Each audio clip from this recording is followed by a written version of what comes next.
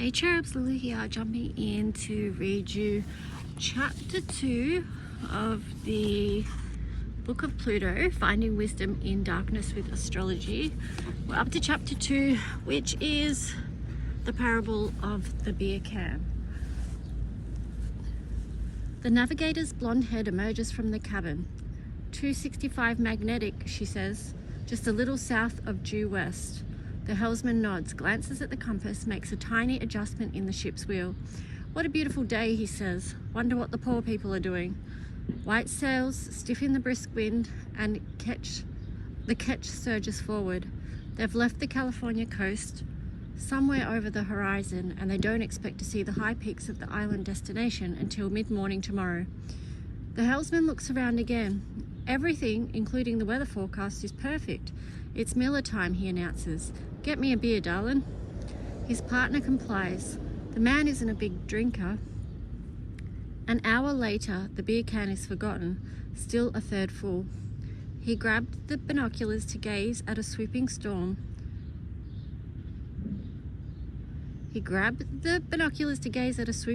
Petrel, wedging the can into a convenient crevice near the compass. The bird put on a good show. A school of dolphins joined the fun a few minutes later. Eventually he went back to sailing, the beer forgotten. An hour later his wife looked over the helm, still steering the same course. She'd plotted it carefully. Their vessel was sound, the weather no threat. The only possible danger she could see was an era of submerged rocks midway to the island. That's why she'd been so meticulous with her navigation. Their course would carry them around the dangerous shoal. They'd miss it with 2 miles to spare. All they had to do was steer carefully and keep an eye on their trusty compass. But the beer can was a little odd. There was steel in it, iron, and the compass needle sensed it and deflected a few degrees, homing in on the metal. The error was slight, which made it all the more dangerous. Had it been greater, they might have noticed. Just after dark, the ketch hits the rocks. 2 minutes, and the top of the main mast disappears beneath the darkened waves. The panicked couple takes to their inflatable raft. They're rescued the next day by a passing fishing boat, but they've lost their beloved ship, all because of a misplaced, forgotten beer can. Sorry guys, you fell. You fell like the ship. Okay, so existential navigation. Stories such as that one are sadly common in the lore of the sea, but they teach us much more than where not to stash the beer can while yachting in perilous waters. The core premise of astrology, as I see it, is that each of us is born with a kind of inner compass. If we are true to it, we'll follow an ideal course through the seas of human experience. That is, we'll live our lives in a way that feels meaningful and fulfilling. We'll meet the right people, be at the right place at the right time, and have our fair share of what the world calls luck. Reason and common sense are useful tools, but the really important navigational decisions of life must always be made in other ways. Following the inner compass, in other words, is not a purely logical affair. Should I be in a committed relationship, or would I be better off single? Are kids for me? What work should I do?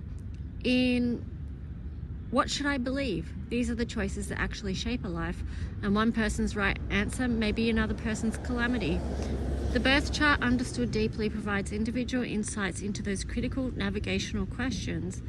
Astrology is not your inner compass. Self-knowledge is, but astrology supports self-knowledge and helps us sort out good choices from empty ones. In a nutshell, there is a compass inside you to which you must be true if you're going to be happy. The birth chart symbolizes it and helps keep your course clear to you. But what if you have a forgotten beer can stashed out of sight near your compass? Like our feckless nautical couple, you might be off course in your decisions by a few degrees, and that might put you on the rocks. Unconscious plutonium material is like that. Repression comes in 3 flavors. The notion that hurtful experience unknowingly stored in the unconscious mind can exert a distorting influence on our lives is central to the understanding of Pluto.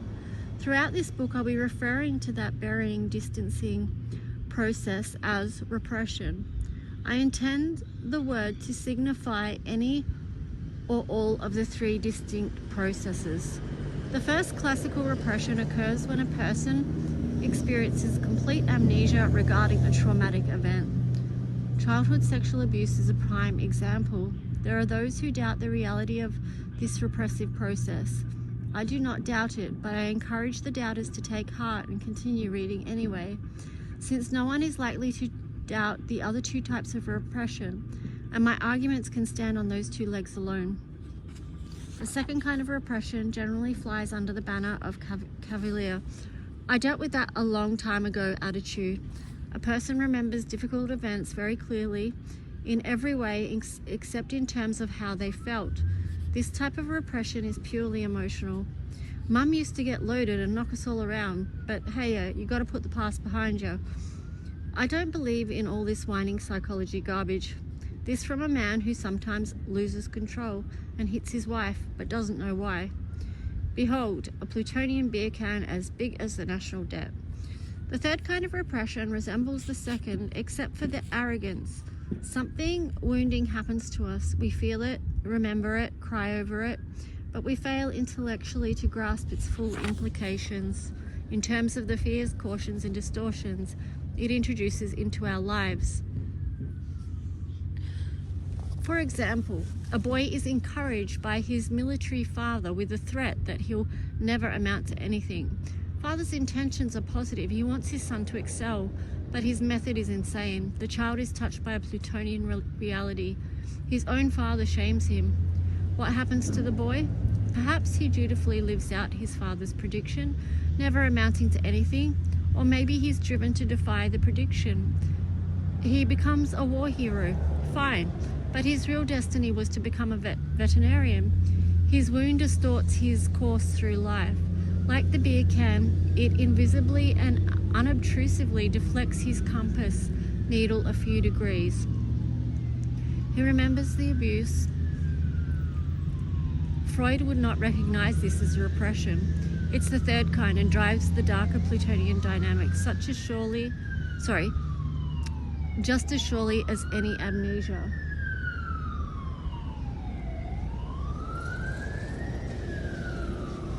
Sorry, I was just checking it. That was an ambulance going past. Not about 10 minutes ago there was a fire truck, so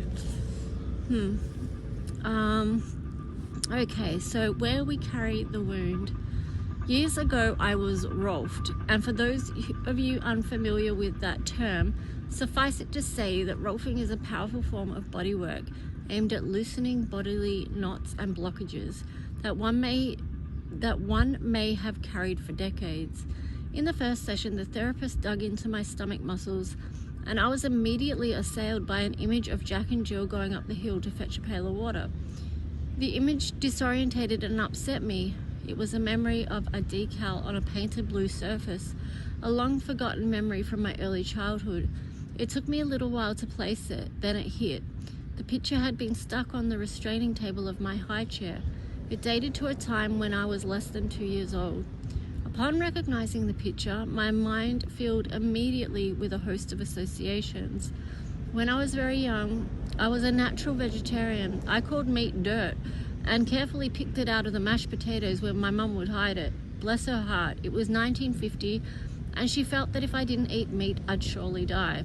Eventually she won, and I began to cut a typically American swath through the nations of cows, sheep, and swine. But there must have been considerable trauma for me in being compelled to eat something which I viewed with revulsion. In the language of body workers, I had stored the memory in my stomach muscles. It took the deep intervention of rolfing to awaken me to the forgotten trauma. That such a memory would be stored in my stomach makes kind of obvious metaphorical sense. But why not in my fist? Certainly I must have felt anger, or in my mouth where the trauma touched me most directly. Bear with me a little further. We are approaching a critical point. 2 women came to me for counsel the week before I began to write this book. Both were in a midlife, and both were in midlife, and both had received a heavy dose of rural Southern style gender programming regarding a woman's place. One had submitted passively and done almost nothing with her life by outward standards. The other earned a substantial fraction of $1 million a year in real estate, but was a classic workaholic with a fragile marriage and 2 teenagers from hell. The same wound, 2 distinctly different responses. Each woman stored the trauma in a different department of her life. For one, her confidence in herself as a legitimate force in the world was derailed. For another, the damage lay in her inability to commit herself to emotional intimacy. From a psychological perspective, it's extremely difficult to predict exactly how a given person will respond to a given damaging experience, where he or she will store the wound. Astrology predicting where the wound will exact its price is easy. We simply look to the position of Pluto in the natal chart. Where Pluto lies in the birth chart, we are particularly vulnerable to distortions and navigational errors based on unprocessed wounding experiences. Technically, our central concern here is with the house position of the natal Pluto, and with any significant aspects it makes to other planets in the birth chart. In parts 2 and 3, we'll explore this idea specifically regarding each natal Plutonian position. For now, it's the principle that counts. Pluto represents our hurt places and where we pay the storage fee, at least until we clean up the mess. Paradise. It comforts me to imagine that there's someone out there in Readerland who's having a hard time relating to this book so far. Someone whose life has been gentle, a man or a woman raised by angels in the garden, never touched by deception, cruelty, or even by well-intended ignorance. No beer cans, no Plutonian distortions. Such folks must be as rare as condors. A distressingly large number of us have been touched by real darkness, bad physical abuse, psychological tortures, sexual violations. Some of us have known the demonic aspects of poverty or war or ravaging disease. Many have been through traumatic physical emergencies, awful car wrecks, fires, terrible falls. These contacts with evil or catastrophe always leave a mark.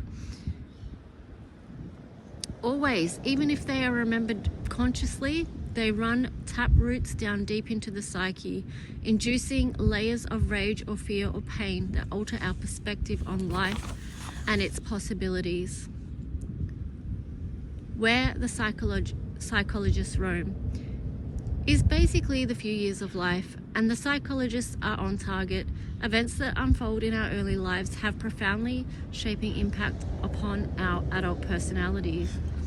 Many times in practice, getting rid of the beer cans that misshape our experience involves classical psychotherapeutic work. Plutonian events, in other words, are often calls to reconsider and reframe our childhoods, but the paradigms of psychology have insinuated themselves so deeply into modern astrological thought that we must be a little bit careful of them. A reflex develops to easily attribute all present difficulty to the hurts and humiliations of childhood. Thus we enter a quasi-medieval view of the world, with poor mum and dad replacing Lucifer and his hordes. While such a perspective is sadly often a rather productive one, other perspectives equally useful can be lost in the shuffle. In my years of helping people search out their inner beer cans, I've uncovered a few other lines of inquiry that often prove serviceable. Here are a few of them.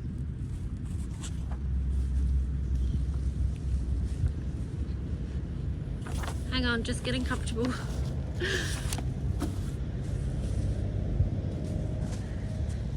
In the womb. Stanislav Grof has made a remarkable contribution to psychological theory.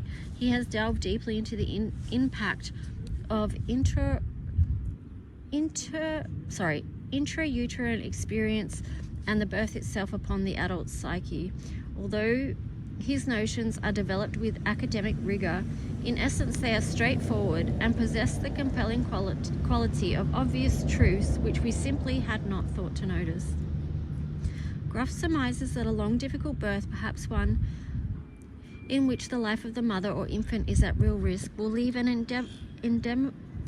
indelible impression upon the infant's adult character, or that those of us who were too drugged actually to experience our births due to mums being anesthetized may lack a certain inner paradigm for struggle and success, which others might more easily process. Or that if mum smoked or drank while we were in the womb, then we carry inside of us a paradigm of a toxic universe, echoing the actual conditions in the amniotic fluid. Rebirthing and holotropic breathwork are why can't I speak? I can't say the word. Derivatives of Groff's theoretical investigations. Many times they are profoundly helpful techniques during Plutonian periods. The main point is that while looking at childhood in a conventional psychological way may be useful, the Plutonian wounds we seek to make conscious may not exist there. They may lie in that earlier, less accessible layer of awareness rooted in the womb.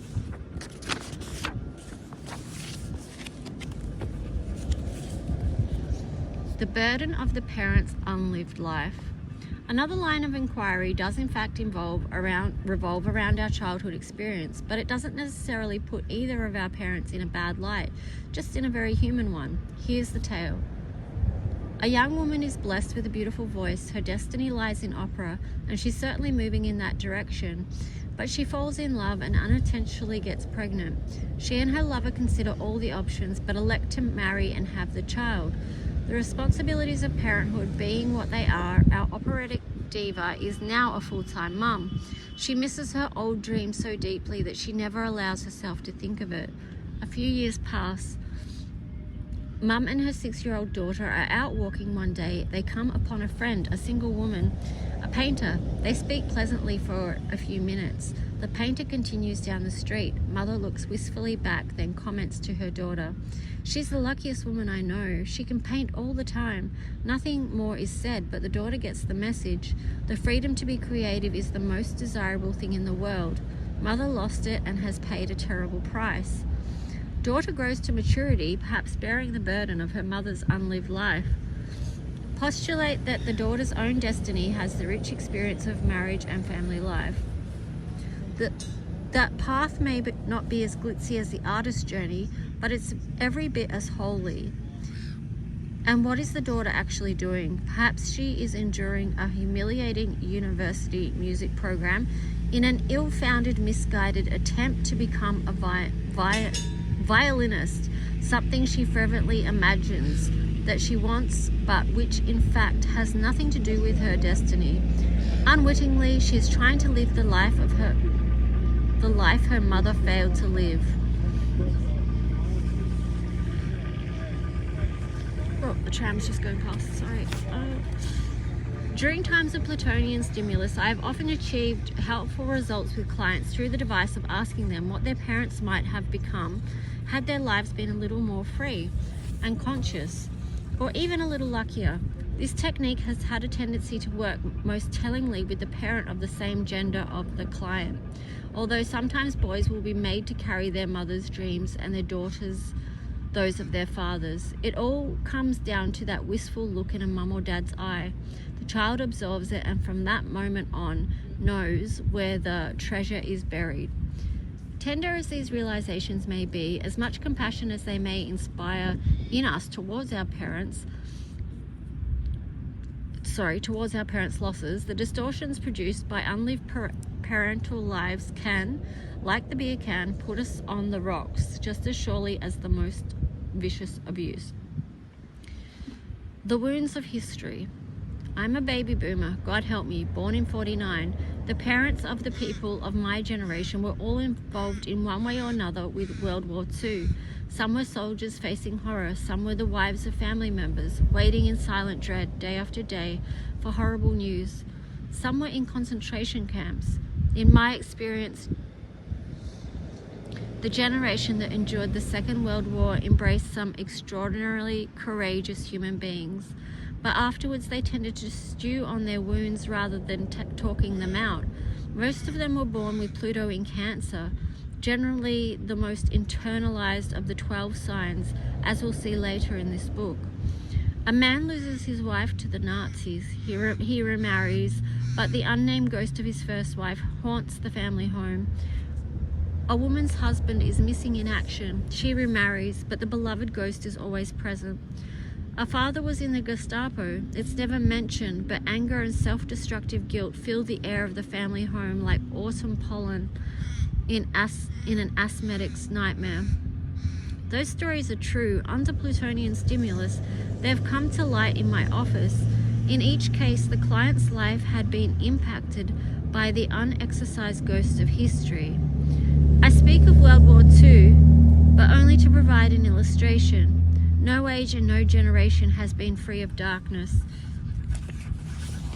Just as in our section, hang on a minute. Just as in the previous section, we here sensitize ourselves to perspectives on our parents that, while no less wounding than what one might discover in conventional psychotherapy, are unfashionably charitable. Adult trauma. A simple point, but one significant enough to merit spelling out. In our zeal to uncover childhood wounds, we might underestimate the psychological impact of Plutonian experiences occurring in maturity. Betrayals, bitter partings with dear friends, deaths, humiliating failures, accidents, contacts with crime. Such experiences can fixate a person in fearful or grim states of consciousness, almost as surely as childhood trauma. In part 3, we'll be looking at techniques for exploring the timing of Plutonian periods in one's biography. One of the best uses for these techniques is retrospective. The counseling astrologer might notice, for example, that Pluto transited through the opposition to the client's moon in 1989. A simple question about that year, and out comes the Kleenex. Karmic wounds.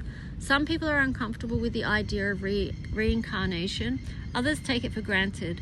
I'm in the latter category, but I don't want to sound preachy. If you're not at ease with the idea that you're a lot older than your birth certificate might suggest, skip ahead. Some people are uncomfortable with the idea of reincarnation. Others take it for granted. Oh, sorry, I just read that bit. Any practicing counselor will tell you that sometimes a person's level of emotional suffering seems out of proportion to his or her wounds. Someone is raised by Darth Vader and Madonna and is remarkably well adjusted anyway.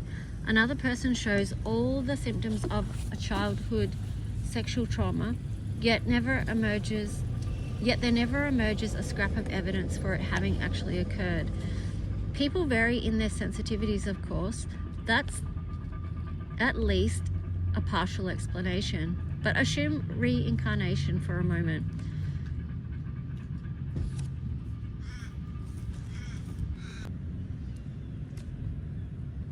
Torquemada has you bound to the rack. It's holy inquisition, and you're a known heretic.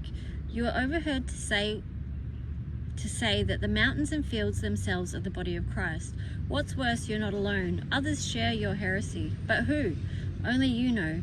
If you recant and reveal the names of other lost souls, there's hope for you.